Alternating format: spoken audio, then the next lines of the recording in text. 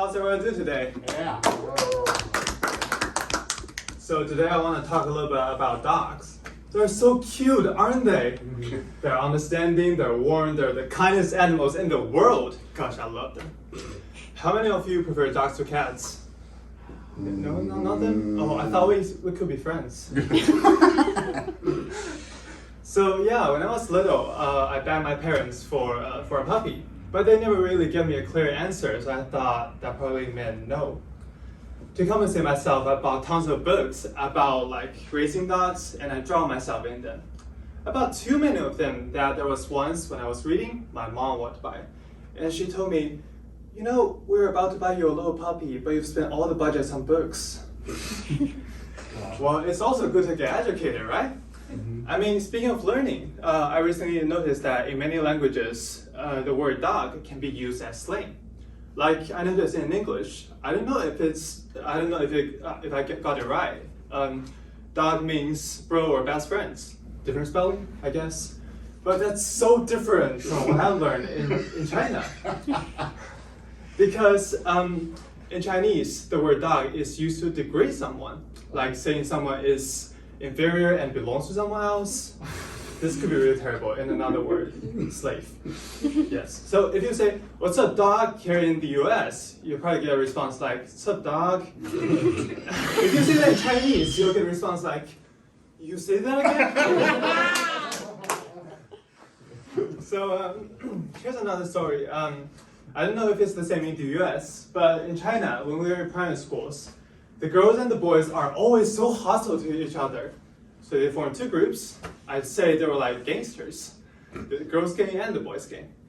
And here's the problem for me, because I didn't really get along with boys, and I should have joined them, right? But so I don't get along with them, so I went to the girls.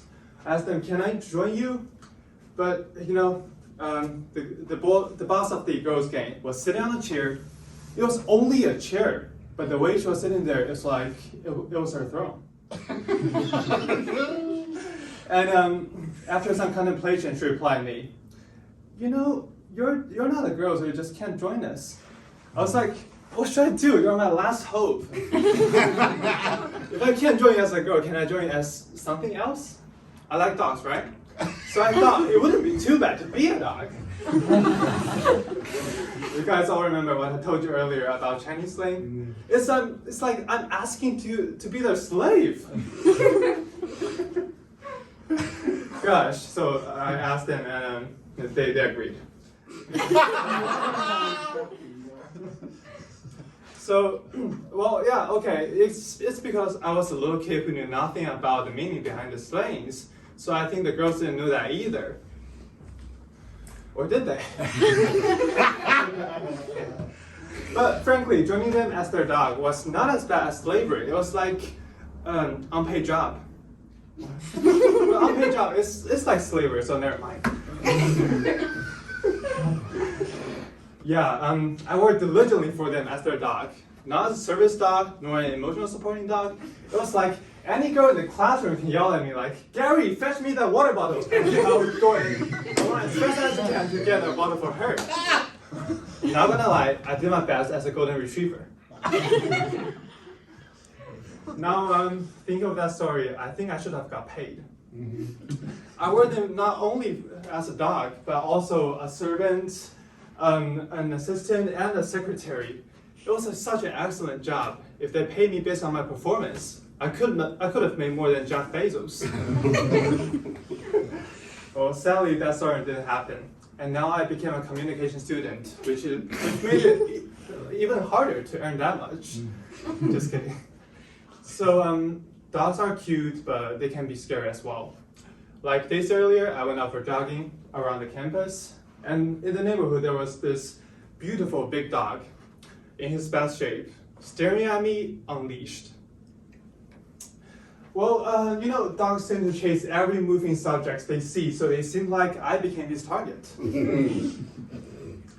You know, as a communication student, I feel that since I've learned how to communicate effectively, so can I communicate with dogs.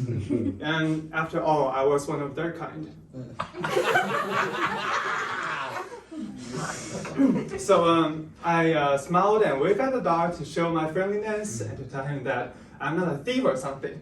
But the dog got even more irritated. He barked and ran towards me.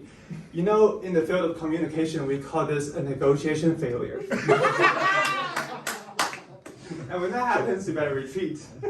So if some of you were on the campus that day, you might have witnessed a dog chasing a communication student all the way down the street.